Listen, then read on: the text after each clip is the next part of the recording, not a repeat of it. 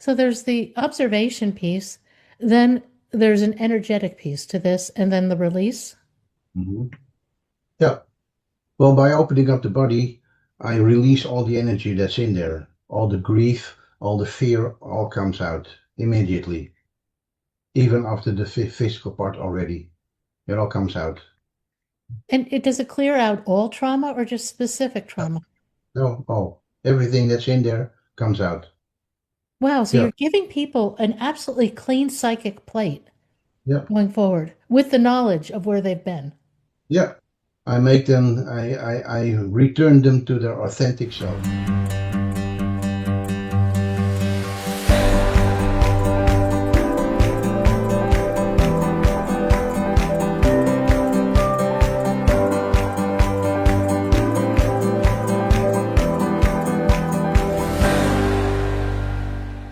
Gerard Wouters offers a new route to mental health. Using a combination of Taoist theory, keen observation, and subconscious healing techniques, he opens access to the unconscious mind. It's there that we truly heal. From abuse and assault to anger and betrayal, Gerard can heal it. This is a fascinating and potentially game changing approach to personal growth and to healing our deepest wounds. Gerard, welcome to Bump in the Road. If you would, tell us your story. Wow, how long do you have? Well, maybe slightly abbreviated. Well, I'm a Taoist therapist from Holland, author of 8 books, and known from all kinds of interviews, Dutch, US television, radio shows, podcasts, magazines. And it's my mission in life to help people make their life simple, happy, and successful the Taoist way, which is the title of my book. And what is the Taoist way? The Taoist way is bending with life. So when something happens to you and you understand why it's happening to you, then you can make it work for you So, understanding your own internal terrain allows you to reframe a situation. and understand what setback means. Setback is nothing else but a message that you're doing something wrong or that you're walking the wrong path. And when you know how to decipher this, and this is what I explain during 2 day workshops, then you can make it work for you. And life becomes a lot simpler. One of the things you say in your book is what I do with people is take them to another level of consciousness. Yeah, yeah. It's like a form of hypnosis, but not really the way they normally do. But yeah, How do you I define raised, and I how do you raised them. define consciousness? Sorry? How would you define consciousness? Well, there's a few levels of consciousness, and we only use about 5% of our consciousness. And that's, yeah, we have subconsciousness, unconsciousness, and of course, we have the big consciousness, like the Force in Star Wars. Yeah, we all part of it. Some people call it God. We call it Tao. Yeah, but we're all connected on a certain level. Yeah. How much of self-knowledge translates into consciousness? Excuse me again. Come How again. much of self-knowledge translates into consciousness? I mean, is it important to go and look within at your motivations, your experience, and your reactions? Yeah, because everything that's happening out there is happening in here, and everything that you do has a relations to what's happening out there. You know, everything that is going wrong inside you, you get mirrored outside you. That's I think the best explanation. So yeah, Why not? anything that's happening inside you is also happening outside you. What Yeah. brought you to this path of being wanting to help people with this? Well, I've been helping people for all of my life, but not on this level. When I met my teacher, um, long time ago, was on a business meeting. Little small Thai people, Thai man, old man already. He was really staring at me, so very annoying. And at the moment that the business meeting was over, I walked up to him, and before I could say anything, he started explaining to me who I was, what my problem was, my childhood. So you know it, the whole 9 yards. So I was completely flabbergasted, as you can imagine. So I took him home with me and started third degree because I wanted to know everything about what he was doing out there. And he stayed with me for about 5 weeks, testing me. And after 5 weeks, he asked me if I wanted to learn this. And while in those 5 weeks, I've seen so many absolutely incredible things that I just had to get to the bottom of. So I said, yeah, sure, I want to know this, but there's only one thing. I'm not moving to Thailand. And he says, yeah, well, I can imagine that.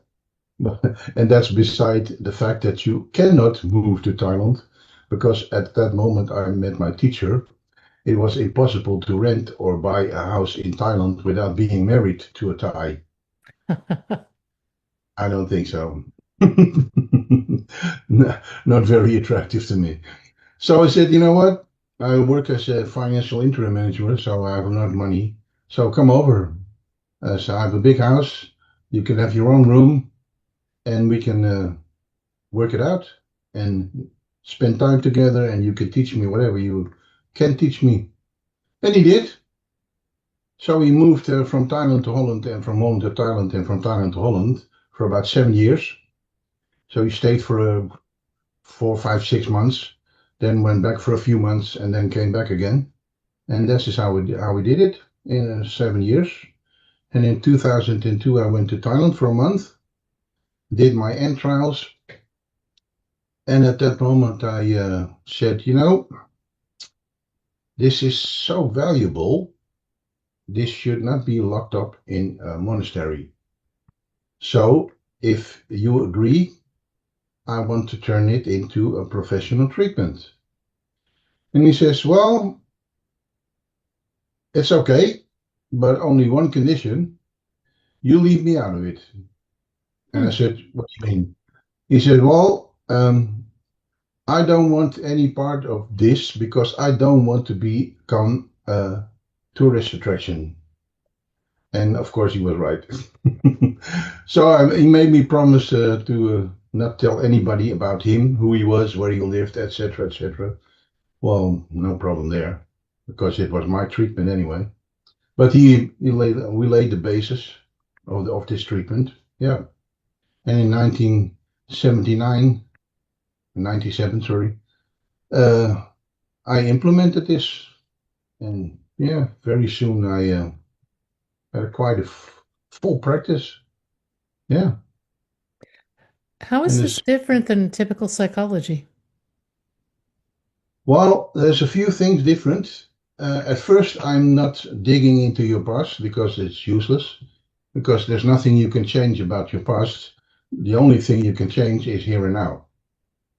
So we can only understand what happened in the past and what you created unconsciously. That's what I explain to people. And that's the moment you can realize, well, now I understand how I created this. Let's do it the other way around because this is not working for me. So, no digging in the past because it's useless. We can only change here and now. So, I give answers instead of questions. And that's very strange for a lot of people. It's really getting used to. And I use a form of EMDR. And these days that's done with computers, lights, fingertips, etc., etc. I just walk up and down, and with my voice, I address all kinds of frequencies. So, and I do physical as well. I start with the physical treatment because the experiences teach us that when somebody is physically closed, he is mentally closed as well. And you're talking to the wall. And that's such a shame. So I start with the physical part, something I would love to demonstrate on US television, but that's beside the fact. But I start with the physical part, so you completely relax, and that helps me get in, you know. So I don't have to talk for hours to build trust.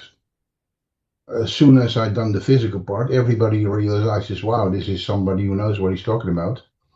And when people come to my practice, I immediately put them on the couch, give them a drink, and explain to them what I see, because facial expressions and body language is my profession, is a very big, important part of my profession, and I'm an expert in it. So within a few minutes, I know what's wrong with you.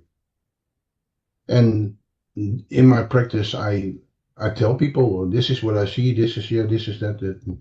And they immediately are very surprised and immediately have to confirm that what I'm telling them is true. And trust me, you can see a lot more than you think. Even medical issues you can see. Yeah. So grief, fear, relationships problems, abuse, either mentally or sexually, your body tells everything. And as soon as you can read that, like I do, well, a diagnosis is done in 2 seconds. But So what relieves that situation in somebody's body? Is it an energetic release of some sort? yeah, absolutely. But there's a lot of people walking around with lower back pains and not breathing enough because this is all cramped up. Hmm. Like panic attacks. That's something that's here. There's energy up here, and it's clogged, so it cannot flow into the earth like it should. And when I open this up, people experience a huge amount of space. Yeah, and they breathe a lot deeper and more relaxed. Yeah, How some does people. that parlay into emotional stress? Well, that's also in your body. Your body tells everything. Like here, Hmm. when this is tight, muscles are cramped up. That means that you experienced something that made you very angry, and you have not been able to process it. So you're not over it. And we divide the body into two parts. The left part is your emotional part, so your feelings, and the right part is your analytic part, so your thinking, your mind part. So the funny thing that I used to, but I often tell women, by example, because 98% of my clients are women. I tell them, you know what? When you found your husband in bed with your neighbor, it'll be on the left because you hate him. And when it's 2 years ago, it'll be on the right side because it's not a feeling anymore, but it's still in your system. You have not processed it yet because you don't understand why it happened. And that's exactly what I do. I explain all kinds of life processes so that you understand why you get into all kinds of situations, how you unconsciously uh, created it, and especially how to do it the other way around now. Like I said, you can't change the past, but you can decide to do it another way now. And that's the strength of this treatment. People understand what they're doing wrong, and I give them the opportunity to do it the other way around now. And I deprogram their unconsciousness. And that means that they don't have to learn all kinds of techniques, uh, uh, fill in schedules, medication, etc., etc. The change comes from within. So you unconsciously change your behavior after my treatment. So it doesn't have any, you don't have to do anything. It it doesn't need any energy from you or yeah, yeah. So you're really breaking habitual responses and Yeah, changing somebody's you're working with their neuroplasticity to yeah, create new responses. yeah, yeah. I deprogram your unconsciousness so your behavior automatically changes, and you notice it when you come in certain situations, and then you realize that you're completely acting differently than you usually do. Yeah, That's fascinating. maybe Um, I can give you an example. okay. Uh, when somebody has been sexually harassed or abused, uh, unconsciously you will radiate this and you will attract other people who will try to abuse you again. When I get this out of your system, you will see that you will attract completely other people that will not abuse you anymore. Because energy, everything is energy. And when you're abused, there's energy put on you. And um, the the people who abuse people will recognize this unconsciously, so they will be attracted to you, towards you. And when you get this out, and because of make people understand why this happened to them, it's usually a problem of low self-worth. And then when you get it out, you strengthen their self-worth and make them understand that they're worth and they have a value in life, then everything changes around them. Yeah, What about something like betrayal? yeah, betrayal. Yeah, the people that are betrayed are often people who have a low self-esteem. They are naive. Uh, Strangely enough, they're often very intelligent people. Because the problem is this: what is that? Very intelligent people are often very naive, and yeah, they get abused in this way, betrayed. Yeah, they unconsciously attract this situation until they understand what the lesson is. That's what I explained to them. This is the lesson. And then they don't, the situation doesn't come up anymore because they attract other people who will not abuse them. Yeah.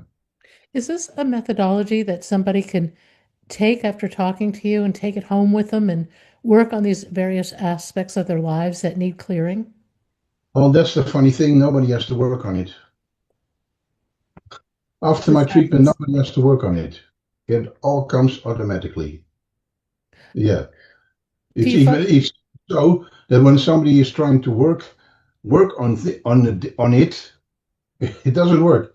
I had a woman with me on the treatment, and after 3 sessions, she said, I'm working so hard to try and change. I said, would you please immediately stop because you're blocking everything. You need to let it happen. Yeah?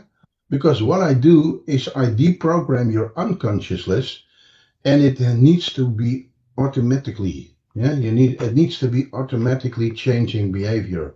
And when you start working on it, you're blocking everything. You're blocking the whole process. So just let it happen. And the fourth session was completely different. She went from 1.5, 2 hours sleep a night to 9 hours sleep a night. wow. Yeah, and she was sleeping for a few hours every night for years before she came with me. Oh, that had to be terrible. Oh yeah, yeah, she was really tired, and it all came out when I opened her up her body. It all came out. Yeah, I had one woman that I treated physically, and she cried in my arms for 45 minutes. All the grief came out. Yeah, that's what happens. Yeah. So this training you went through with this gentleman, wh- if you could give an overview of it, how would you describe it? I mean, it's obvious there are elements of observation. Hmm. Yeah, Um, that's the important part there, because if you don't see what somebody's problem is, you can't treat them. You're spreading book wisdom, and that's not happening. That's not working. I have a lot of psychologists as a client, and they all have to admit that what they've learned is not working because they didn't experience it. no, I think true healing and true knowledge, knowing, is experiential always. Absolutely. Yeah. If you haven't experienced anything, you can't help anybody. Yeah. And yeah, they're very frustrated about that. Yeah. So there's the observation piece, then there's an energetic piece to this, and then the release. Hmm. Yeah. Well, by opening up the body, I release all the energy that's in there. All the grief, all the fear, all comes out immediately, even after the physical part already. It all comes out. And it does it clear out all trauma or just specific trauma? No, everything that's in there comes out. Wow, so Yeah. you're giving people an absolutely clean psychic plate Yeah. going forward with the knowledge of where they've been. Yeah. I return them to their authentic self. Yeah. Oh, gee, do you do Zoom meetings? Well, I could. No, that's really remarkable to give Hmm. somebody Yeah. that amount of possibility. Um, Hmm. do when people go forward with after that, do they pick up new areas of hurt or concern or worry and have to release it again, or do they come out of this just so much more knowledgeable? Yeah. It's very. People don't come back often, or there should or something really traumatic should happen in their life that they're completely off guard. Or but no, some people come back for a physical, but that's usually people with a heavy work, like nurses that have to lift people up. And I've got a woman who's on the ambulance. So yeah, people with hard physical hard work. Yeah, like nurses, like people in buildings, construction. But that's it. Yeah, nobody. Well, I think maybe 1% comes back after a few years, but not even 1%. Yeah, no. But yeah, it happens sometimes. Sometimes you bump into some situation that you're completely confused, and then well, call me up and I'll explain to you why it's happening, so you can move on again. Yeah. You have a lot of stories in your book about people that you've helped. What are some of your favorite stories? Yeah. Oh, I have so many favorite stories, but there's one story that was very funny. When I met my ex-wife, we were in a group that always went out every weekend, and there was one guy out there, completely blind, try to make a pass at every woman he found. But the problem was, he, and that's what he complained to us about every time, each time we saw him. He complained about us that when he found a woman and started a relationship with her, she ran off after a few weeks, and he didn't understand. He didn't have a clue until one night we were invited to go bowling with a group with dinner. And of course, my ex-wife and me were opposite to him on the table. And we saw exactly what was wrong. He was so completely needy to the woman next to him that the woman asked him for 4 times to give her some space, and he didn't. Oh, He just man. couldn't leave her alone. He was all over her. It was really annoying. At one moment, she said, "You know what? Uh, I'm going to sit here, 2 meters away." So but a funny, very funny situation. Um, at one moment, she went to the bathroom, and I asked him, "How long do you want this woman to stay with you?" And he responded very aggressively, "Yeah, you." I said, "Now, you know what? I'm asking you because what you are doing is killing her emotionally. Yeah, you, it's always you, and you're blah, blah, blah, blah, blah, blah." Said, "You know what? It's up to you, but if you keep hanging up yeah, and clinging to her, and you're not gonna stay long with her. Yeah, yeah, you, and it's always you, and blah, blah, blah, blah. And you know what? I'll ask her if she feels clinged. Yeah." And the lady came back and he said, "Do you feel that I'm too much?" And she says, "Oh, yeah, absolutely." And then he became angry and he said, "You know what? I'll just leave you alone." And you know what? After a few minutes, she came to him and she started touching him instead of him touching her. Yeah. And the funny thing, I don't know how long they stayed together, but at least for years. Because years afterwards, I heard that they were still together and he was still angry at me because But he that didn't have a story. clue what I did for him. He doesn't have a clue what I did for him.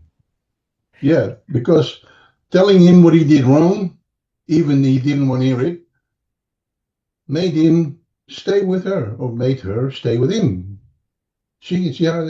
I created space between them.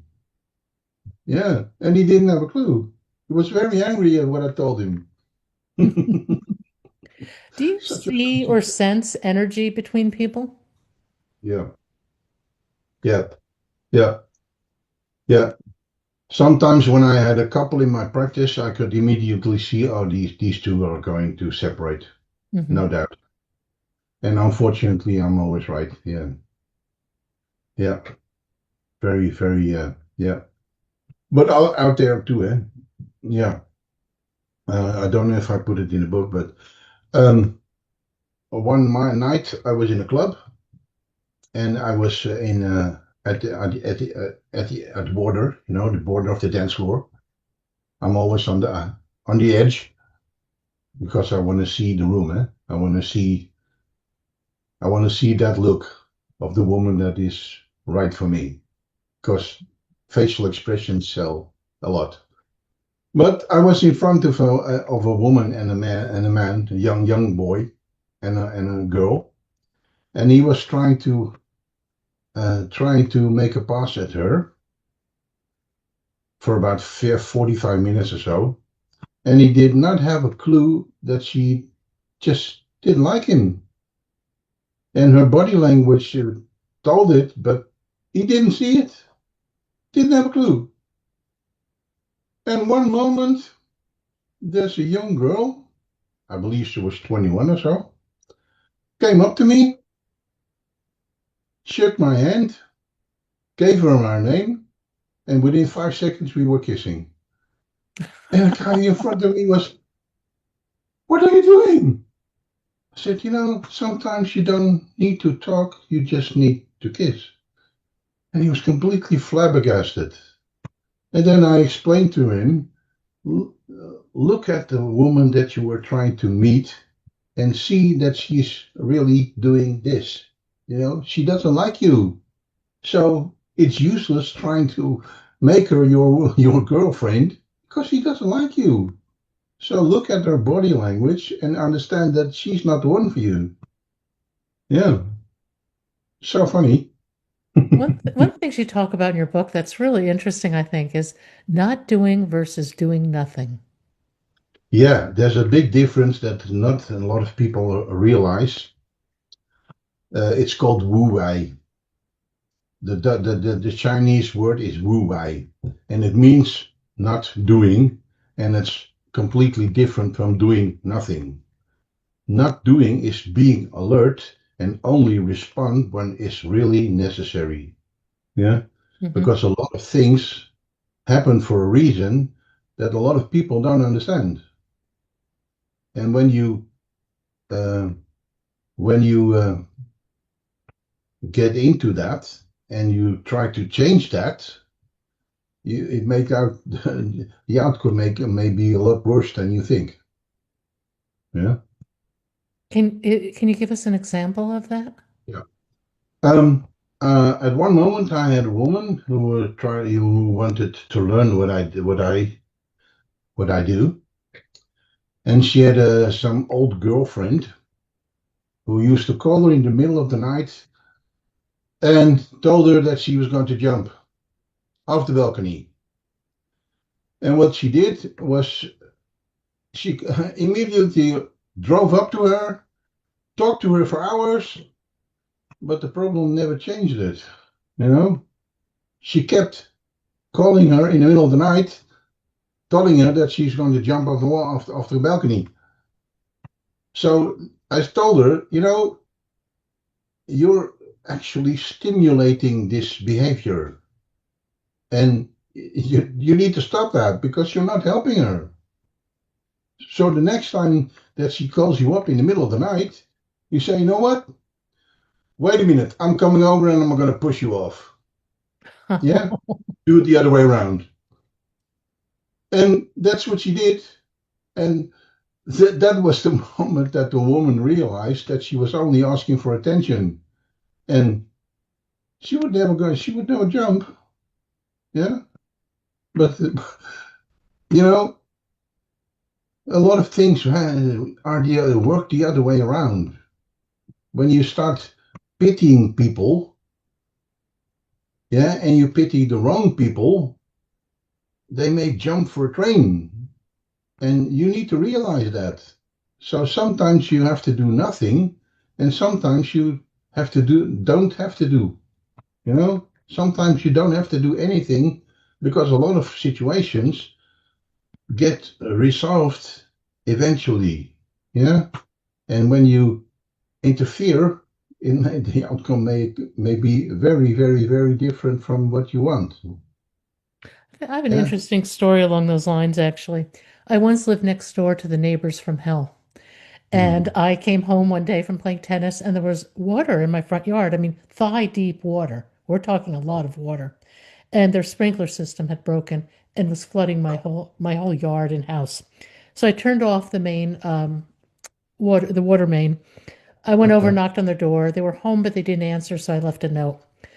Fast forward, the gentleman comes over. I use the term loosely. And I'd never even met him. I'd lived next door to them for years. I really wasn't even sure who he was. And he had one of his buddies with him. I open the door, and these two big guys are there, and he starts screaming at me, Yeah. just screaming at me. And I had a pretty strong meditation practice by that point in time. So I just stayed still. And I just let all this negative energy just flow right by me. And I just stayed still and quiet. The only way. And the longer I was still and quiet, the more agitated he became until his friends started looking at him like, "Are you crazy? What's wrong with you?" And Yeah. slowly he started to, simmer down. And Hmm. I just said to him, "Let's first get some information and figure out what to do." Hmm. But the guy was totally unhinged. Yeah. Well, what I learned during to the workshops is to disarm situations like this. Hmm. Because when somebody like this starts screaming at you, there's two things that people normally do. That is fight or flee. So scream back or close the door and run. There's another way. You can also ask him, who are you and what are you doing? Because I don't understand this. And when you do this, the other person gets completely confused because he's expecting another response. Yeah, he expects you to scream back or to flee and to give him apologies and stuff like that. He doesn't expect you to ask him what are you doing? I don't understand this behavior. That's a great response. I'll have to remember that one if I ever have That's another neighbor from hell. yeah, yeah. Well, I had a woman with me, and she told me that she quit her job because she was abused by her boss, by her chief. He kept shouting at her and calling her names and stuff like that. And I asked her, why haven't you ever asked him why he does that? And she was completely flabbergasted. She never thought of that. And I said, how I would respond to this situation. I would tell him, you must have a really horrible life screaming at me like that. Wow. I pity you. And you know what would happen? He would start crying and be my best friend in 5 minutes. That's And so that's just, interesting. That's interesting because you both diffuse the situation and you yeah. don't allow any of that negative energy to impact somebody. You don't let them carry it on. No, because what she didn't realize is that all this anger inside him that he was expressing her, she never caused it. Yeah. So why should it be your problem? You know? Why should a neighbor screaming at you be your problem? Because it's his problem. And let it be his problem. Oh, and the silence did that. It worked, but I wish I'd thought to ask him that. That would have been that would Yeah. have been interesting. Oh, yeah, he would have completely shut up immediately and become very confused because he doesn't expect a response like that. No, no one expects to be called right out in the moment on their own Yeah, behavior, particularly when yeah, it's really irrational and out there. yeah. Well, and that's not doing. Instead of doing nothing, it's not doing. So not fighting back, but asking, why are you doing this? Who are you? I don't understand your behavior. That's Wugai. Yeah, One of the other things you wrote in your book that I really have thought a lot about is you ask if control is an illusion, or yeah. you say that it is an illusion. Talk Oh, about yeah. that a little. Control is absolutely an illusion. We try to control things because of fear. But the problem is, when you fear, you lose every power. You lose all power. You give the power to anybody else who makes you afraid. Yeah, like what is happening in the world out there. Fear is learned. Is everybody thinks that fear is normal behavior, but it's not. It's not. A few weeks ago, I had another interview with a woman who lived in Colorado, and we talked about fear, and she says, "Yeah, I'm very afraid of snakes." And I told her, "Did you realize that a snake is blind?" "What?" I said, "Yeah, don't you know that a snake is blind? A snake, when you are in front of a snake, he sees two tree stems, and as long as you don't move, he will not do anything. But the moment that you move, he feels threatened and he will attack. So realize that a snake is blind and he doesn't see you as a human being as long as you don't move." And that was a completely epiphany for her. Yeah. And the funny thing is when you realize that the thing you're afraid of is actually very silly, you don't attract it anymore because that's also an unconscious process. Everything you fear, you will be confronted with. And that's the lesson. The lesson is unlearn that fear. Realize it's not okay. The fear is actually very silly. And when you're afraid of it, you will automatically attract it. That's interesting. Let me share a story with you because it's Mhm. one that really made me look at control and how much of it was an illusion. I used to fly sailplanes, gliders, high performance gliders, and I kept my plane at Minden, Nevada, which is one of the best places in the world to fly. People would flock from all over the world to go fly out of Minden. And one Mhm. day, two very famous gentlemen were flying, and they made a mistake, and they tore the wing off, spiraled into the ground. In 10 seconds, the whole incident was over and they were dead. And it Yeah. was an incident that really shook people up because part of the illusion of a sport like soaring is the fact that it can't happen to you. Oh yeah, it can always happen to you.